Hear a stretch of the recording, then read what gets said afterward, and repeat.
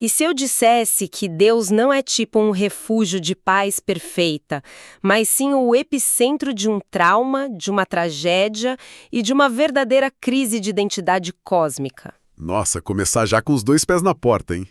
Mas é exatamente por aí. Pois é, eu tô bem animada para isso. Hoje a gente vai pegar aquela máquina de raio-x da teologia tradicional e, honestamente, vamos jogar ela pela janela. Uhum, com certeza. Porque, geralmente, quando as pessoas falam sobre a natureza da divindade, rola uma busca por conforto, né? Exato, exato. A mente humana adora aquela ideia de algo pacífico, inabalável, sabe? Imutável. Mas a nossa análise de hoje vai navegar por águas que são, nossa, incrivelmente turvas e caóticas. E o material que a gente tem sobre a mesa hoje exige exatamente esse nível de desconstrução, sabe? A ideia de uma perfeição estática vai ser, bom, completamente desafiada aqui. Com certeza. A nossa missão nesse mergulho profundo é extrair o ouro de um documento formidável. É uma tese acadêmica de 1986, escrita pelo Brent A. Wood lá na Universidade de Loma Linda. Aham. Intitulada The Theology of Jürgen Moltmann, ou A Teologia de Jürgen Moltmann. Isso. E olha, é um texto denso que defende uma perspectiva de explodir a cabeça. Tipo, a ideia de que o conflito, a oposição e até mesmo o sofrimento extremo não são acidentes de percurso. Não mesmo. Eles são os próprios motores da existência. Ok, vamos desvendar isso. Convido quem nos ouve a abandonar aquela imagem clássica de um ser supremo, intocável, sabe? Sentado numa nuvem. Aquela visão de cartão postal, né? Exatamente. E convido a nossa audiência a se preparar para mergulhar numa teologia onde a divindade é um processo em chamas, tipo impulsionado por contradições e por um amor que sangra. É forte. E para entender o peso do que o Moltmann propõe, a gente precisa primeiro mapear de onde ele tirou o vocabulário para essas ideias absurdas. Porque não vem do nada, né? Exato. A tese do Wood não pula direto para a teologia cristã. Ela estabelece que as raízes do Moltmann estão, na verdade, afundadas lá na filosofia alemã. Filosofia alemã sempre complicando, quer dizer, enriquecendo as coisas. Sempre, sempre. E a gente está lidando com uma linhagem de pensadores que olhava para o tecido da realidade e, tipo, não via harmonia nenhuma. Eles viam o quê, então? Eles viam uma luta constante. Uma luta meio que sangrenta e eterna entre o existir e o não existir. Caramba! Mas assim, antes da gente chegar na cruz, no cristianismo ou mesmo no Moltmann, a gente precisa dar um passo gigantesco para trás, certo? Aham, lá pro começo. Isso. Como a vida surge do nada para começo de conversa. O texto introduz um cara chamado Jacob Boehme, um místico lá do final do século XVI, que propõe uma ideia muito, muito perturbadora sobre o princípio de tudo. O Boehme é o nosso ponto de partida para a origem desse caos todo. Ele introduz um conceito chamado unground. Unground? Isso. Em português, a gente poderia traduzir literalmente como o sem fundo, sabe? A falta absoluta de fundamento. E o que seria isso na prática? Um buraco negro? Quase isso. A tese descreve isso não como um lugar físico, tipo um buraco no espaço, mas como um nada eterno. Um vazio profundo, um espelho onde a vida é só uma figura. O Boehme usa uma metáfora genial para descrever esse estado. Qual? Ele diz que é um fogo escondido que não queima. Nossa, um fogo que não queima. Sabe o que essa ideia de sem fundo me lembra? O quê? A modernidade tem meio que uma versão em miniatura disso. Sabe aquela sensação aterrorizante de ficar num quarto totalmente silencioso, sozinha, sem o smartphone e sem nenhuma distração? Ah, o terror da geração atual, com certeza. Pois é, o vazio começa a gritar. A gente entra em pânico porque o ser humano, no fundo, odeia o nada. Nós procuramos desesperadamente algum tipo de fricção, alguma distraçãozinha, apenas para sentirmos que existimos. Olha, essa é uma ponte excelente para a mecânica do Boehme. Ele argumentaria que você procura essa fricção porque a vida, pela sua própria natureza, exige contraste. Então o atrito é necessário. Totalmente. O fogo escondido não serve para absolutamente nada até que algo vá lá e acenda ele. Nesse sem fundo primordial que a gente está falando, não há diferenciação. É tudo uma massa passiva. Tá, e como a vida surge disso? Então, para que a vida, seja ela a vida de um inseto, de um humano, ou tipo a manifestação do próprio Deus, Sim. para que ela se torne real, ela precisa de oposição. A luz não significa nada sem a escuridão para engolir ela. Concorda?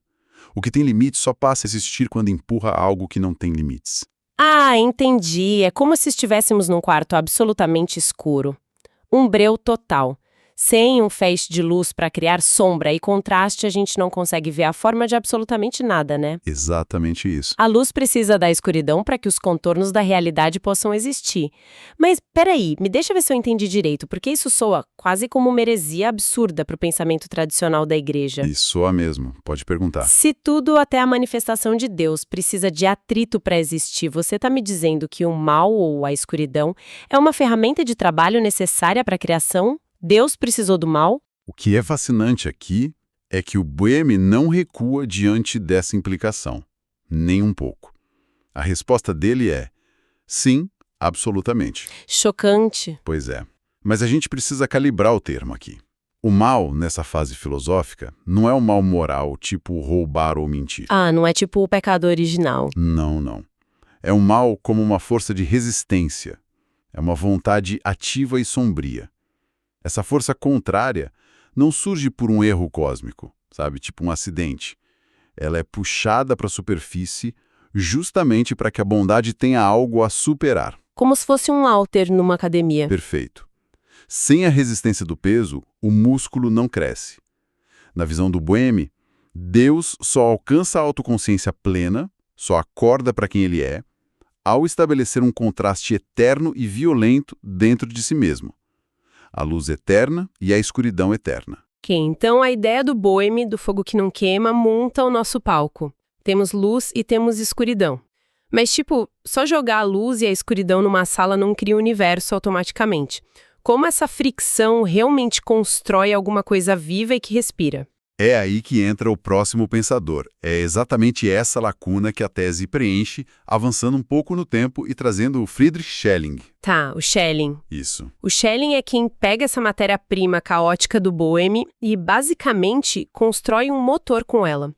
E ele faz isso para combater um dos maiores gigantes do tempo dele, que era o filósofo Hegel. Vamos fazer uma pausa rápida para quem não toma café da manhã lendo filosofia alemã. O texto menciona que o Schelling estava respondendo ao idealismo racionalista do Hegel. O que diabos é isso em termos práticos? Boa. Imagina que, para o Hegel, um universo é um imenso algoritmo matemático perfeito. Sabe? Tudo é governado por uma razão fria absoluta. Tipo um relógio suíço gigante. Exato. A realidade e a lógica são a mesma coisa para o Hegel. E tudo, no final das contas, faz um sentido impecável. Nossa, bem otimista ele. Sim. E aí o Schelling olha para essa ideia de um universo perfeitamente comportado e diz: "Cê tá louco." Imagina a briga. Pois é. Para o Schelling, a ordem não é a condição natural das coisas de jeito nenhum. A ordem é uma conquista. No fundo de tudo existe um resíduo irracional, tipo selvagem, uma base indomável que a razão nunca vai conseguir explicar totalmente. E com isso, Schelling pega a ideia de Deus e joga num liquidificador. Ele destrói aquele conceito de um Deus intocável, imutável e autossuficiente que a gente comentou antes. Exatamente. Esse processo cósmico através do que a tese chama de as três potências. Conta um pouco dessas potências pra gente. Claro. E a melhor forma de entender essas três potências do Schelling não é como um livro de regras estáticas, mas como um sistema mecânico que gera força. Tá. A primeira potência é o que ele chama de não eterno. É a negação, a base escura ou não ser. E detalhe, não é uma deficiência, não é a falta de algo. É uma repulsa violenta, uma força caótica, a fonte do mal original. Caramba, a primeira potência de Deus é o caos? Isso é a condição caótica necessária para a existência. E aí entra a segunda potência, que é o sim eterno. O oposto, então. Exato. É o poder que tem medida, que traz forma. O sim supera o poder de negação da primeira potência e traz estabilidade. Entendi. E a terceira? A terceira potência é a alma universal. É o vínculo eterno entre a natureza e o mundo espiritual. É ela que liberta as duas primeiras potências dessa tensão estagnada e anima o universo de fato. Olha, eu preciso de uma imagem palpável para isso, porque é muito abstrato. Vamos pensar num motor de carro a combustão. Opa, adoro analogias de motor, manda ver. A primeira potência, esse não caótico e violento, seria a gasolina explodindo, sabe? Pura fúria e expansão destruidora. Uhum. Aí a segunda potência, o sim eterno, é o cilindro de metal espesso do motor, que prende a explosão, cria um limite e meio que doma essa fúria toda. E a terceira potência, a alma universal, é a faísca e o pistão que transformam aquela tensão assustadora entre o fogo e o metal em movimento e vida. Faz sentido? Não é aniquilar a explosão da gasolina, mas direcionar ela. Porque se não tiver explosão, o carro não anda. Exato. A ordem surge quando o sim supera e regula a fúria do não, mas sem destruir essa fúria. A vida atinge a ordem apenas ao proceder da desordem. Aqui é onde a coisa fica realmente interessante. Se a gente olhar para esse motor filosófico, com essas potências brigando violentamente para gerar sentido, me soa como se a divindade estivesse passando por uma baita crise de identidade cósmica. Não é uma viagem muito tranquila. Né? Deus precisou inventar um problema colossal dentro de si mesmo, precisou colocar gasolina explosiva no seu próprio ser, apenas para ter algo para superar e só então se tornar completo. O Schelling responderia que sim, que não há outra forma de existir. Pensa comigo, uma paz absoluta, sem nenhuma tensão interna, é a definição clínica de morte. Verdade. Aquela linha reta no monitor do hospital. Exatamente. Se Deus fosse apenas uma substância pura, sem nenhum contraste, ele seria como um quadro em branco. Não haveria personalidade. Sem essa dualidade e sem superar esse poder limitador, um Deus pessoal seria impossível. Uma bondade que não lutou contra nada para ser boa não é bondade, é só inércia, né? É a pura inércia. Olha, uma viagem filosófica bem pesada. A gente começou lá no abismo do Bohème, passou por esse motor de caos e ordem do Schelling, mas afinal de contas, como é que essas ideias abstratas sobre o cosmos se chocam com a cruz de madeira da teologia cristã? Pois é, essa é a grande virada do texto. Porque é aqui que o Wood, o autor da tese, traz a nossa figura central para o palco, que é o Jürgen Moltmann. E a maneira como ele pega toda essa filosofia violenta, dialética, e injeta na Trindade é de tirar o fôlego. O Moltmann realiza uma inversão impressionante. O cristianismo tradicional frequentemente enxerga a morte de Jesus na cruz como uma missão de resgate, sabe? Sim, o Salvador que desce para limpar a nossa bagunça. Isso. Algo que aconteceu na Terra para salvar a humanidade, enquanto Deus, lá no céu, permanecia inalterado, perfeito e sereno. O Moltmann destrói essa parede. Como assim? Para ele, a cruz de Cristo é o princípio material da Trindade. Não é só um evento histórico na Terra. É um evento que acontece dentro do próprio Deus. Peraí, a cruz deixa de ser um evento histórico lá na Palestina e passa a ser uma ruptura estrutural na própria divindade? Exatamente. E para solidificar isso, a tese puxa a visão de um outro pensador, o filósofo Nicholas Berdyaev. Ele cunhou uma expressão pesadíssima, a tragédia em Deus. Nossa, tragédia em Deus soa muito contraditório porque a gente está acostumado a ouvir. Soa, mas a lógica é brutal. Deus decide criar seres humanos livres, mas a liberdade verdadeira inclui a capacidade de rejeitar o Criador. Quando a humanidade falha feio, faz as piores escolhas, e a história humana vira aquela máquina de moer carne, Deus não fica assistindo de camarote. Ele desce pro play. Ele desce. Como o amor dele é radical, a tragédia da humanidade se torna literalmente a tragédia de Deus. Ele anseia pela liberdade da sua criação, e por isso ele sofre com e por seu povo. E lendo a tese, tem uma palavra que o Moltmann usa para explicar a profundidade dessa participação no sofrimento que me fez parar e respirar fundo. Ele usa o conceito da Shekinah. Ah, sim. A Shekinah é fundamental para ele. O texto explica que isso vem do misticismo judaico estudado pelo filósofo Gershom Scholem. No senso comum, as pessoas acham que a Shekinah é apenas uma nuvem brilhante da presença de Deus, tipo glória e majestade. Mas o Moltmann usa isso para mostrar um Deus que entra em exílio. Certo? Certo. A tradição mística judaica da qual o Moltmann se apropria entende a Shequina como a presença de Deus que desce ao mundo, mas que acaba sofrendo e acompanhando o seu povo no exílio. É quase como se Deus fosse expulso de casa junto com a gente. Exato. É uma parte de Deus que se sujeita ao sofrimento do mundo. E o Moltmann pega essa ideia e estica até o limite, sabe? Ele usa isso para descrever um divórcio interno absoluto na divindade. Espera aí. Um divórcio dentro de Deus? O pai abandona o filho? Eu preciso bancar a advogada do diabo aqui porque isso soa como uma fenda que quebra totalmente a ideia de um Deus que é uno e inseparável. Como é que a cruz consegue ilustrar um exílio cósmico que rasga a trindade ao meio? Lembra daquele motor do Schelling que a gente conversou? Lembro, o caos e o cilindro. Isso, a necessidade de separar o caos e a forma para gerar vida. Na cruz, essa fricção teórica se torna carne e sangue. O Evangelho relata Jesus gritando: Deus meu, por que me desamparaste? Sim, o grito de abandono. O Moltmann leva isso a sério de forma literal. Naquele instante, Deus Pai vai além de si mesmo e dá as costas. Ele abandona Deus Filho na escuridão mais absoluta. Ocorre uma ruptura real ali. Deus experimenta a rejeição de Deus. É muito pesado imaginar isso. Mas por que um sistema divino se submeteria a um trauma desses? Porque dentro desse sistema dialético que a gente está analisando, não tem como fugir. Para haver nova vida e ressurreição, deve haver morte e rejeição de uma parte do eu.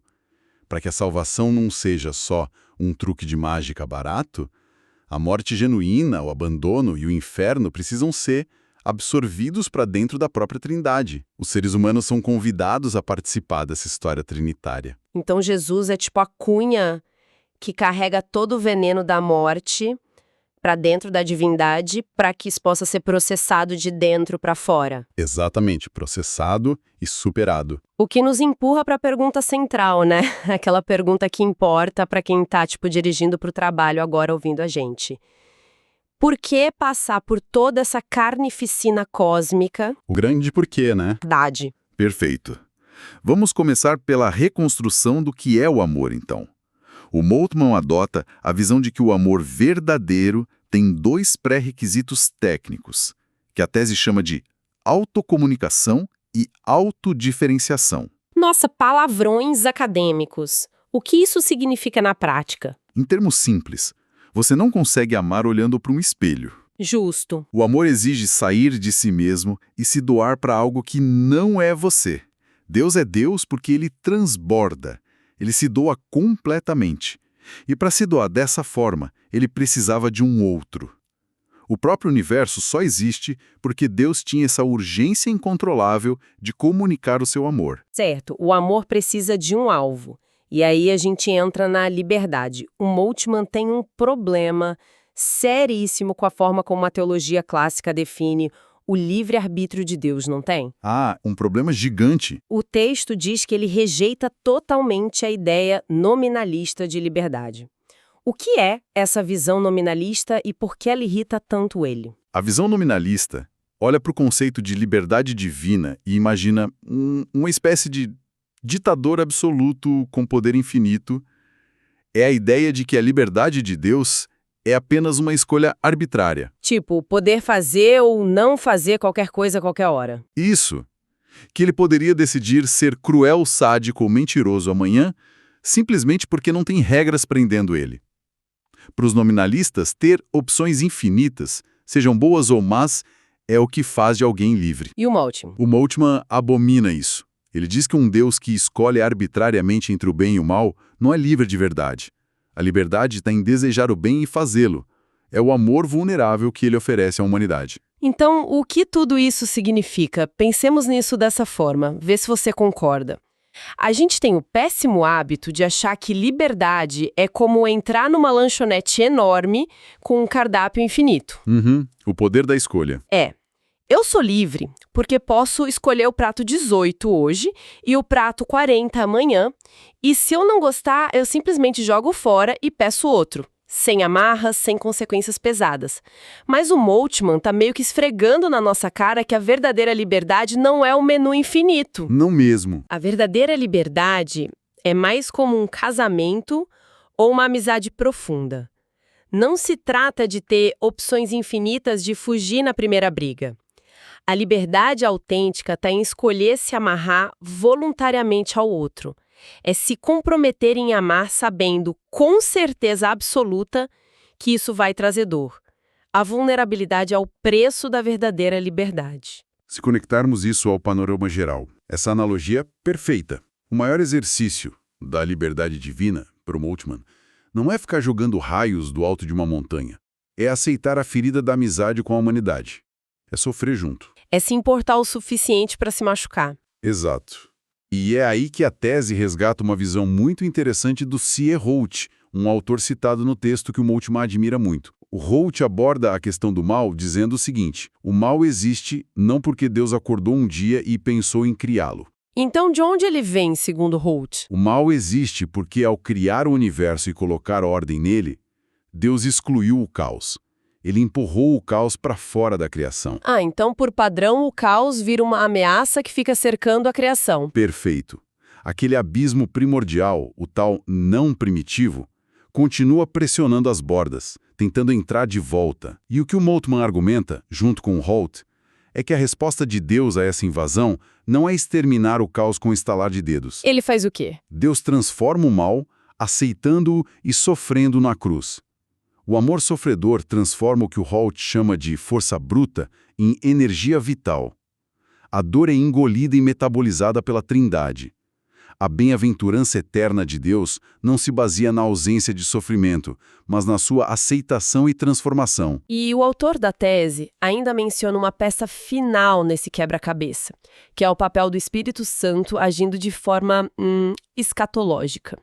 Como é que o Espírito Santo pega essa tragédia toda e resolve isso escatologicamente? Bom, escatológico é só um termo técnico para falar do fim dos tempos, né? Depois de todo esse processo, o Espírito Santo age no futuro, puxando tudo que foi quebrado, divorciado e machucado, para reunir e curar. É a força que vai unir toda a criação num abraço eterno. Nossa, é um castelo intelectual de cair o queixo. Vamos tentar sintetizar a jornada monumental que a gente fez aqui. Nós partimos de um sem-fundo caótico lá do Bohème, descobrindo que a luz precisa das trevas para existir. Isso, o primeiro passo. De lá, passamos pelas potências em conflito de um Deus em desenvolvimento no pensamento do Schelling. O motor de caos e ordem. Exato. E, por fim, chegamos à trindade do Moltmann que experimenta a dor e o divórcio interno na cruz. Tudo isso para transformar a força bruta em energia vital através de um amor ridiculamente vulnerável. Demonstrar como o conhecimento dessa filosofia transforma nossa visão do sofrimento é incrível. Ele não é uma falha no sistema, mas a própria condição para a vida e para a redenção. É muito profundo. E sabe, mapear todo esse trajeto conceitual nos deixa com uma reflexão provocativa final. Não está nos textos de forma explícita, mas é inspirada por eles. Qual? Manda pra gente. Se a própria natureza de Deus exige que ele saia de si mesmo, enfrente a contradição e abrace o sofrimento de frente para se tornar completo, o que isso revela sobre a nossa constante obsessão humana de tentar construir vidas perfeitamente seguras, livres de qualquer conflito ou dor? Uau! Talvez, ao evitarmos as nossas próprias contradições a todo custo, estejamos evitando a única coisa capaz de nos tornar verdadeiramente inteiros. Fica aí o pensamento. Uma reflexão que desmonta a gente por completo, né? E nos devolve para aquelas águas turbulentas do início do nosso papo. Mas agora, talvez, com mais fôlego para encarar a profundidade de tudo isso. Agradeço imensamente pela companhia de todos que estão nos ouvindo em mais essa quebra de paradigmas. Continuem escavando o inusitado, não tenham medo das contradições e até a nossa próxima análise profunda.